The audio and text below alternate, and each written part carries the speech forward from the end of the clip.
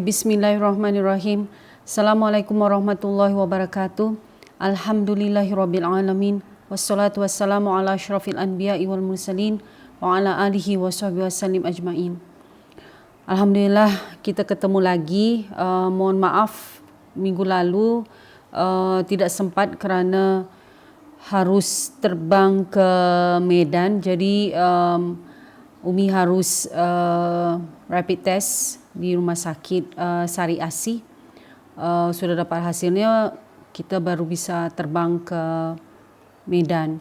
Jadi sekarang kerana flu Cina ini, mau naik pesawat harus rapid test dulu, terus harus ada application yang kita harus fill up, kita harus isi. Jadi ketika kita mendarat di, seperti Umi waktu kemarin ke Medan, ketika kami mendarat di Kuala Namu, lapangan udara di Medan, kami harus fill up the application EHAC, EHAC. Terus kita ditanya dari mana dan mau ke mana. Terus ketika kita balik lagi dari Kuala Namu Medan ke Jakarta, juga harus fill up the EHAC, sudah ada dengan QR code.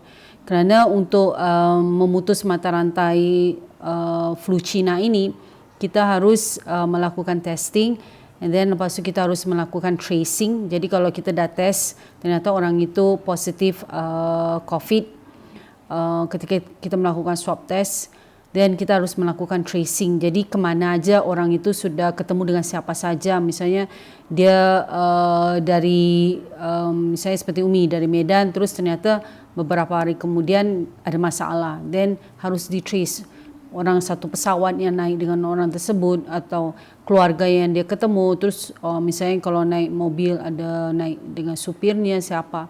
Jadi itu yang dilakukan tracing. Dan yang terakhir, sudah kita melakukan tracing, orang-orang itu dites.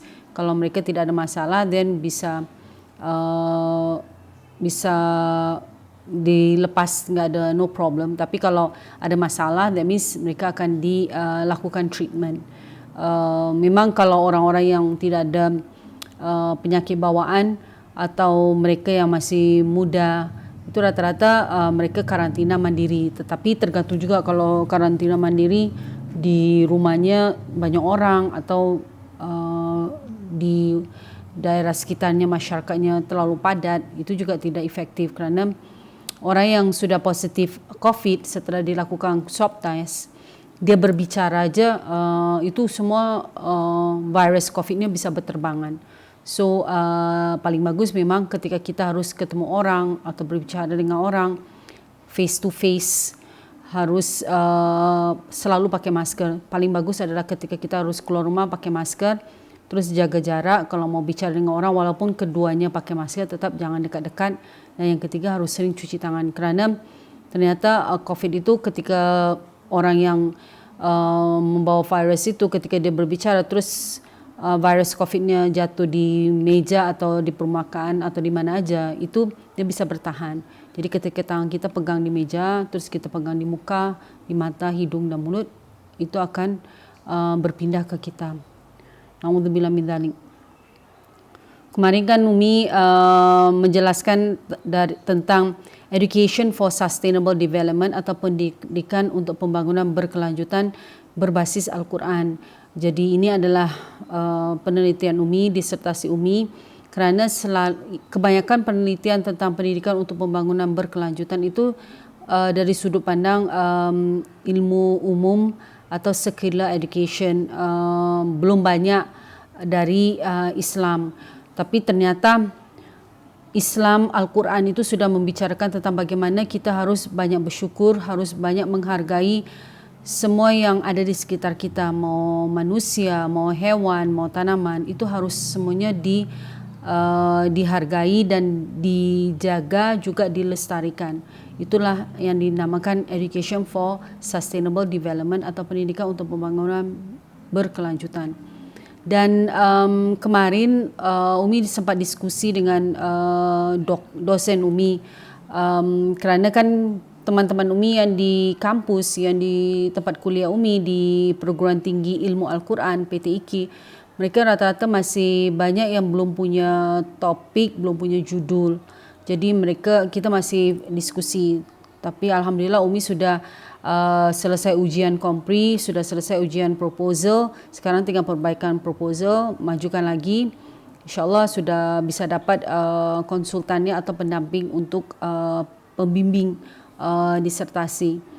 Terus dari dosen Umi ada masukan bahawa pendidikan untuk pembangunan berkelanjutan itu bisa dilihat dari banyak segi, dari banyak perspektif. Jadi salah satunya adalah ada sunnah. Jadi sabdanya Rasulullah SAW bahawa kita harus mencari ilmu minal mahdi ilal lahdi. Itu adalah education for sustainable development. Itu adalah pendidikan untuk pembangunan berkelanjutan. Dari bagaimana manusia dari buayan sampai ke liang lahat harus mencari ilmu. Dan itu ada yang melakukan penelitian disertasi tentang menuntut ilmu dari minal mahdi ilal lahdi. Jadi itu juga ada dari sudut, kan kita kalau belajar tentang education for sustainable development ada 3. Ini yang the major perspectives and the major pembagiannya atau ruang-ruang yang dibagikan di dalam pendidikan untuk pembangunan berkelanjutan. Nombor 1 adalah dari sudut pandang ekonomi, terus dari sudut pandang lingkungan hidup, dan yang terakhir adalah dari sudut pandang social perspectives. Kalau di penelitian Umi dibagi ke 5. Jadi pendidikan, education, economy, environment, lingkungan hidup, terus dari segi social, dan yang terakhir dan yang paling penting adalah spiritual religious, kerana kita bicara tentang berbasis Al-Quran, dan juga di penelitiannya adalah di Pondok Pesantren Al-Asriyah Nurul Iman. Dan Pondok Pesantren kita tahu adalah sebuah organisasi sosial pendidikan. Jadi kemarin kita sudah tahu bahawa tujuan dari pendidikan untuk pembangunan berkelanjutan itu adalah untuk menciptakan khalifah di muka bumi ini sebagai rahmatan lil alamin. Hubungan antara manusia atau hablum minan nas, hubungan antar alam atau hablum min alam, dan yang akan pasti berujung kepada hubungan kepada Sang Khalik atau hablum min Allah. Jadi pendidikan seperti ini akan mengarahkan kepada pembentukan nilai-nilai spiritual generasi muda agar mampu hidup mandiri, memiliki kepedulian lingkungan dan sosial secara berkesinambungan, sehingga mampu berkontribusi terhadap kehidupan berkelanjutan bagi generasi mendatang. Terus kita sudah, tadi Umi dah jelaskan secara umum education for sustainable development itu dibagi 3, social, environment and economic. Jadi kita tak bisa bicara social aja atau environment atau economic aja, atau kita bicara social dengan economic itu equitable, okey, seimbang. Atau kita bicara tentang social dan environment itu juga bisa, tapi itu bearable. Bearable itu bisa bisa bertahan lah. Tetapi antara environment dengan ekonomi itu viable, boleh terjadi. Tetapi yang paling bagus adalah ketika social, environment dan ekonomi bisa bersatu. Itu yang namanya nanti berujung kepada sustainable, berkelanjutan.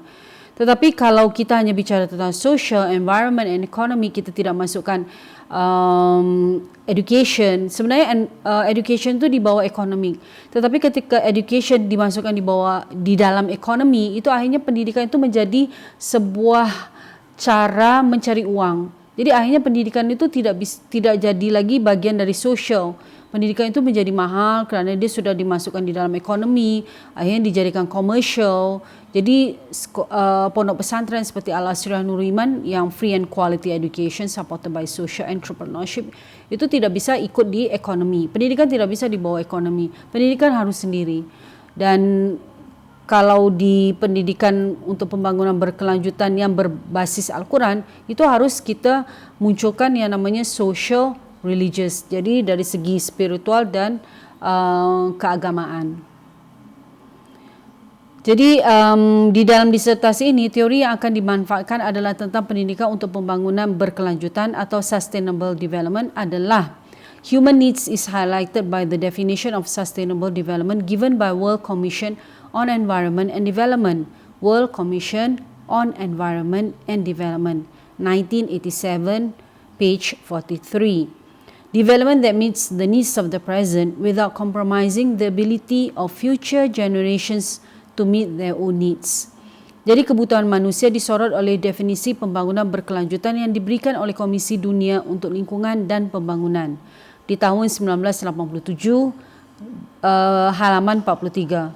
Pembangunan yang memenuhi kebutuhan saat ini tanpa mengurangi kemampuan generasi mendatang untuk memenuhi kebutuhan mereka sendiri. Jadi ini yang maksudnya kebutuhan yang bisa kita dapat di sekarang, tetapi kita menggunakan resources atau sumber-sumber yang kita gunakan sekarang tapi tanpa menghabiskan atau merusak sumber-sumber yang ada sekarang supaya generasi yang akan datang bisa menikmatinya dan menggunakannya. Di dalam Islam, konsep pembangunan berkelanjutan itu sendiri sebenarnya bukanlah istilah yang baru. Jauh sebelum sadarnya masyarakat global terhadap isu sosial dan lingkungan dalam industrialisasi, industrialization, serta diadakannya konferensi pertama PBB dalam bidang lingkungan hidup.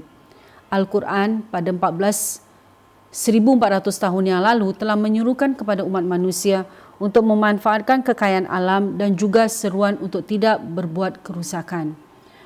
The concept of sustainable development in Islam can be defined as the balanced and simultaneous realization of consumer welfare, economic efficiency, attainment of social justice, and ecological balance in the framework of an evolutionary, knowledge-based, socially interactive model defining the Suratic process.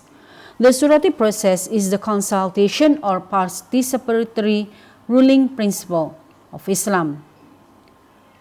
Konsep pembangunan berkelanjutan dalam Islam dapat didefinisikan sebagai realisasi kesejahteraan konsumen yang seimbang dan simultan, efisiensi ekonomi, pencapaian keadilan sosial, dan keseimbangan ekologis dalam kerangka model evolusi berbasis pengetahuan, interaktif sosial yang mendefinisikan proses suratik. Apa itu proses suratik? Adalah konsultasi atau prinsip Islam yang partisipatif. Jadi kenapa Umi memilih masalah ini? Yang pertama, di dalam disertasi kan kita ada yang namanya latar belakang. Terus kita harus identifikasi masalah. Nomor 1, menurut Al-Quran, tujuan pendidikan dari sudut pandang Profesor Dr. Said Agil Hussein Al-Munawar adalah sesuai perkembangan masyarakat yang semakin dinamis sebagai akibat kemajuan ilmu dan teknologi, terutama teknologi informasi, maka aktualisasi nilai Al-Quran menjadi sangat penting. Kerana tanpa aktualisasi kitab suci ini, umat Islam akan menghadapi kendala dalam upaya-upaya menginternalisasi nilai-nilai Al-Quran sebagai upaya pembentukan pribadi umat yang beriman, bertakwa, berakhlak mulia, cerdas, maju dan mandiri. Jadi menurut Profesor Said Agil ini, kita harus walaupun mau sampai kiamat, Al-Quran ini tidak bisa outdated, tidak bisa ketinggalan zaman dan tidak perlu di-updated, tidak perlu diperbarui. Kerana it's already ahead of its time. Jadi lebih maju dari zamannya. Jadi mau zaman Rasulullah SAW, zaman sahabat, zaman tabi'in sampai ke zaman the future, sampai kita kiamat, tetap Al-Quran ini bisa diaplikasikan untuk kehidupan kita sehari-hari. So we can say it's the Quranic lifestyle. Kehidupan, cara hidup kita yang berbasis Al-Quran. That's what we call the Quranic lifestyle. Dan itu yang maksudnya dari Profesor Dr. Said Agil Hussein Al-Munawar, bahawa mau berkembangnya masyarakat, mau kita bisa nanti hidup di planet Mars atau keluar angkasa, tetap saja Al-Quran itu bisa kita gunakan, harus menjadi pedoman hidup kita. Dan itu untuk menyelamatkan kita, untuk menjadikan kita pribadi yang beriman, bertakwa, berakhlak, mulia, cerdas, maju dan mandiri. Then number 2, why this is the identification of the problems in my dissertation. Number 2 is pendidikan di Indonesia belum dapat mencapai kebutuhan minimum pendidikan dari anak didik atau murid yang dapat dilakukan dalam sistem pendidikan Islam berbasis Al-Quran. Tujuan mulia pendidikan di Indonesia secara umum belum mengarah pada tujuan yang tertera di atas. Jadi pendidikan di Indonesia masih belum bisa benar-benar, apalagi sistem pendidikan Islam ya, belum bisa benar-benar berbasis Al-Quran 100%. Jadi masih ada yang pilih-pilih atau digunakan tapi tidak sekomplit atau seperti yang diinginkan oleh Rasulullah SAW.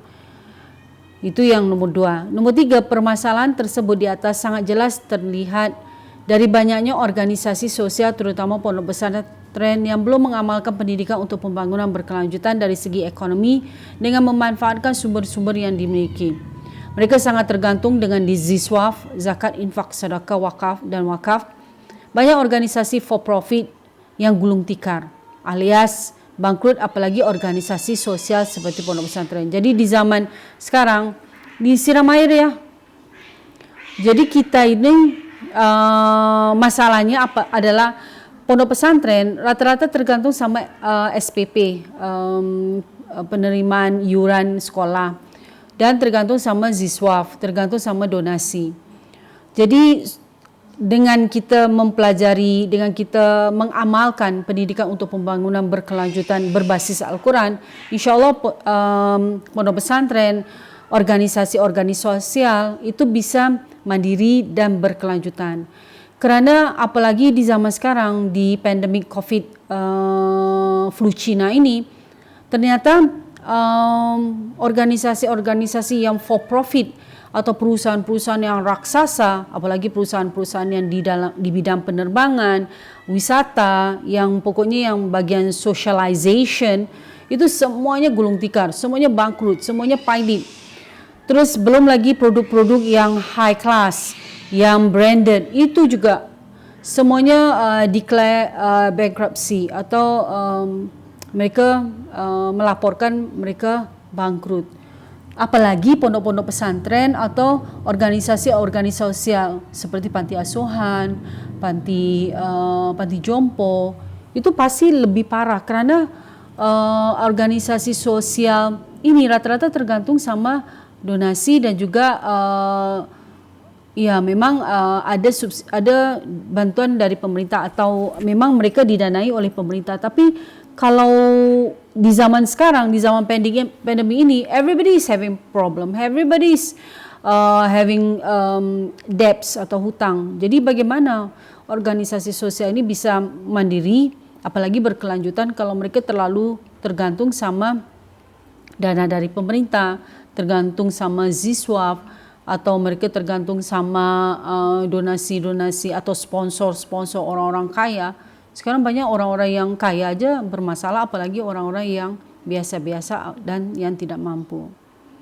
Next, number 4 is rencana strategis Kementerian Pendidikan Nasional 2010-2014 mencakup konsep ini di dalam paradigma pendidikan nasional, iaitu pendidikan untuk pengembangan dan atau pembangunan berkelanjutan.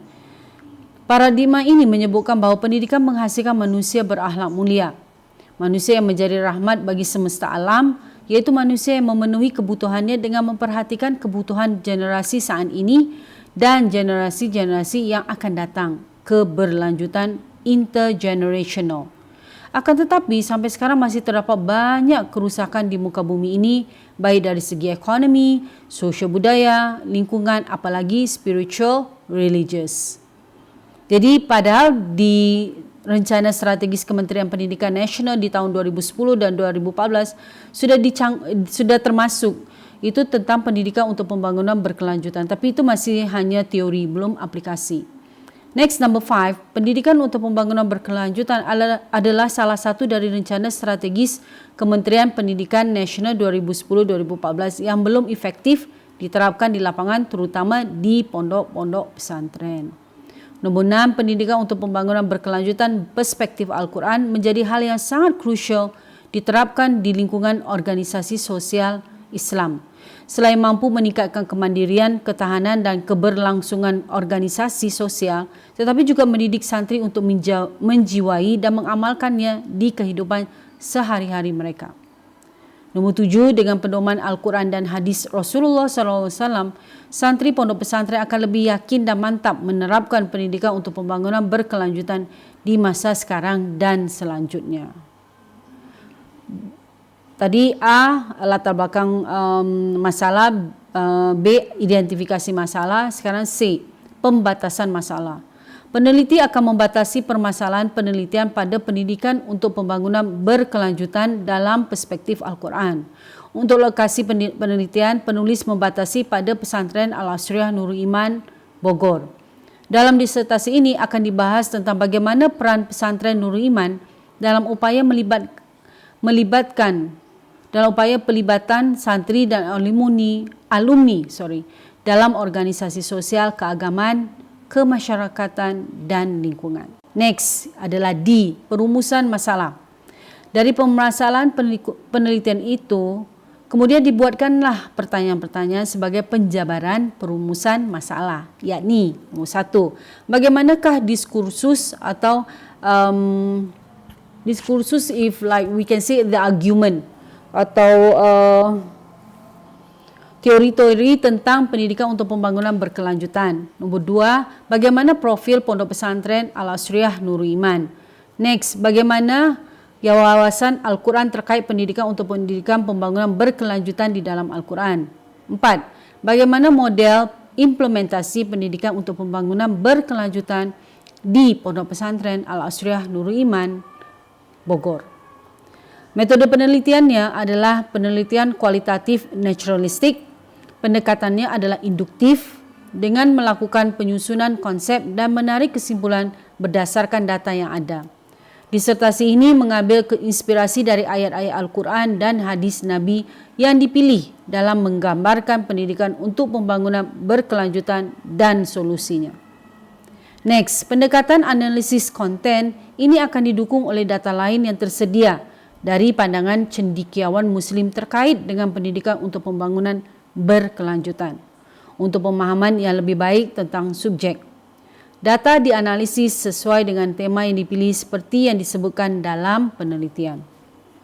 Next, peneliti sebagai instrumen kunci dengan teknik pengumpulan data dilakukan secara triangulasi, gabungan, lebih menekankan pada makna daripada generalisasi. Analisis data dimulai dari transkripsi data hasil wawancara, observasi dan dokumentasi. Berdasarkan data tersebut dilakukan ekstraksi untuk menyusun unit-unit informasi. Dikelompokkan ke dalam tema, kemudian menjadi kelompok tema. Berdasarkan kelompok tema, inilah kemudian disusun pendidikan untuk pembangunan berkelanjutan yang sudah diimplementasikan di Pondok Pesantren Al-Asriyah Nurul Iman, Parung, Bogor. Jadi contoh outline untuk temuan sementara itu, kita ada bab-bab untuk pendahuluan, and then bab kedua adalah diskursus tentang konsep pendidikan untuk pembangunan berkelanjutan. Kan anda tolong dibuka ininya kan, materi PowerPoint-nya. Terus bab 3 adalah profil pesantren Nurul Iman, Bogor. Bab 4 adalah wawasan Al-Quran terkait pendidikan untuk pembangunan berkelanjutan. Di sini ada pendidikan untuk pembangunan berkelanjutan terkait ketahanan spiritual, pendidikan untuk pembangunan berkelanjutan terkait toleransi antar umat beragama, pendidikan untuk pembangunan berkelanjutan terkait kemandirian ekonomi dan filantropi. Filantropi itu kedermawanan. Philanthropy in English. Terus di Indonesia kan dijadilah filantropi. Padahal filantropi itu artinya kedermawanan. Next, pendidikan untuk pembangunan berkelanjutan terkait konservasi dan regularitas alam. Pendidikan untuk pembangunan berkelanjutan terhadap kesadaran berpolitik santun. This is kita more ke social ya. Sebenarnya kalau kesadaran berpolitik santun itu is very narrow. Secara keseluruhan ketika kita melakukan pendidikan untuk pembangunan berkelanjutan itu lebih ke bagaimana kita bersocialization antar makhluk. bagaimana hubungan kita hablum minan nas, hubungan kita dengan manusia, hablum minallah dengan Allah, dan hablum min alam dengan alam. Berarti dengan hewan dan tumbuh-tumbuhan. Kalau di sini terhadap kesadaran berpolitik santun. Berarti bagaimana kita berakhlak mulia, kita melakukan perilaku hayyin, lain, garib wa sahal. Hayyin itu tenang. Kalau lain itu lemah lembut. Terus sahal menggampangkan, memudahkan semua urusan siapa aja. Dan garib berarti kita akrab dengan semua orang yang kita ketemu. Itu yang pendidikan untuk pembangunan berkelanjutan terhadap kesadaran berpolitik santun. Dan kalau kita berpolitik, sebenarnya politik itu artinya adalah ilmu memujuk, the art of persuasion. Jadi seni memujuk. Jadi kalau kita mau berpolitik, kita harus harus pintar untuk memujuk orang untuk memilih kita menjadi wakilnya mereka, mau jadi wakil rakyat atau bupati atau sekarang lurah juga kan, terus mau gubernur dan yang lain-lain. Jadi politik is the art of persuasion atau seni memujuk. Dan ada pendidikan untuk pembangunan berkelanjutan terkait budaya. Jadi kan ada 5, economy, social, and then lingkungan atau environment. Terus ditambah sama education and spiritual religious.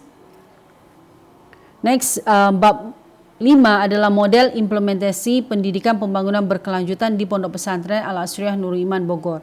Ini melibatkan dimensi spiritual dalam setiap proses pendidikan, menyeimbangkan antara prestasi akademik dan kepedulian sosial, memberikan pendidikan berwawasan lingkungan dan aksi praktis eco-healing, memberikan pendidikan soft skills dengan melatih santri melalui beberapa jenis usaha. Keterikatan antara santri, alumni dan keluarga dengan pesantren sebagai upaya memperkuat persatuan dan kaderisasi, melibatkan pesantren dalam kegiatan kepemerintahan, keagamaan dan sosial, relasi bisnes dan ekonomi dengan Bank Indonesia, relasi bisnes dan ekonomi dengan pengusaha-pengusaha dalam dan luar negeri terutama dengan Jepang, keterlibatan dalam kegiatan bersama dengan pemerintah daerah Jawa Barat di program One Product One Pesantren atau OPOP, kerjasama sosial budaya dengan Yayasan Buddha Seci Taiwan. Jadi ini adalah bagaimana Pondok Pesantren Al-Asriyah Nurul Iman Parung Bogor mengimplementasikan pendidikan untuk pembangunan berkelanjutan. Then after that, bab 6 itu penutup. Di penutup kita ada kesimpulan, implikasi, saran dan penutup. And then we have the daftar pustaka. Kemarin anda kan sudah dapat PowerPoint dari presentation Umi.